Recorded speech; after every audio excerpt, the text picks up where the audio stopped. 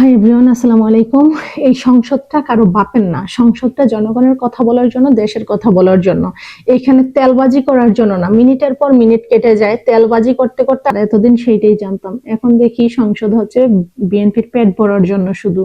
তো এটা নিজেদের পেট ভরার খাবারের পাত্র মনে করবেন না। বিএনপির উদ্দেশ্যে বললাম, এটা জনগণের জন্য, জনগণের এবং কি দেশের জন্য, দেশের কথা বলার জন্য, জনগণের কথা বলার জন্য। আর এই যে তারেক রহমান মুখের মধ্যে দাঁতের মধ্যে ব্যথা দেখে মুখ বন্ধ করে রাখেন না, আর মাঝে মাঝে শুধু এই যে টেবিল চাপড়ান আর হচ্ছে কারো মাঝে মাঝে পিঠ চাপড়াই দেন, ওইটা ছাড়েন।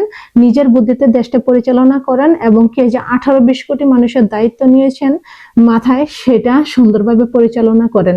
আর দলীয়ভাবে নিজেদের বউ বাচ্চাদেরকে নিয়ে এই বিভিন্ন জায়গার মধ্যে বসায়েন না। চাউল কমের বউকে নিয়ে দিছে ক্রিকেট বোর্ডে, সালাউদ্দিনের ছেলেকে নিয়ে দিছে, আর বাদ বাকি সবাই হাঁ করে তাকায় থাকেন।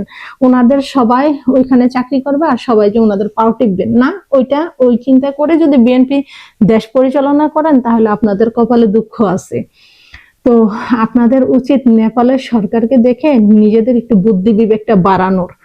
তো নেপালের সরকারকে দেখছেন না, শ্রমমন্ত্রীর ওয়াইফকে স্বাস্থ্য বীমা বোর্ডের মধ্যে নিয়োগ দেওয়াতে তার চাকরিটা কিভাবে খেয়ে দিল। আপনাদের হওয়ার দরকার ছিল ওরকম। তো আপনাদের তো লজ্জা নেই, আপনারা ওরকম হইতে পারবেন না। অ্যাটলিস্ট দেশটাকে সুন্দরভাবে পরিচালনা করুন।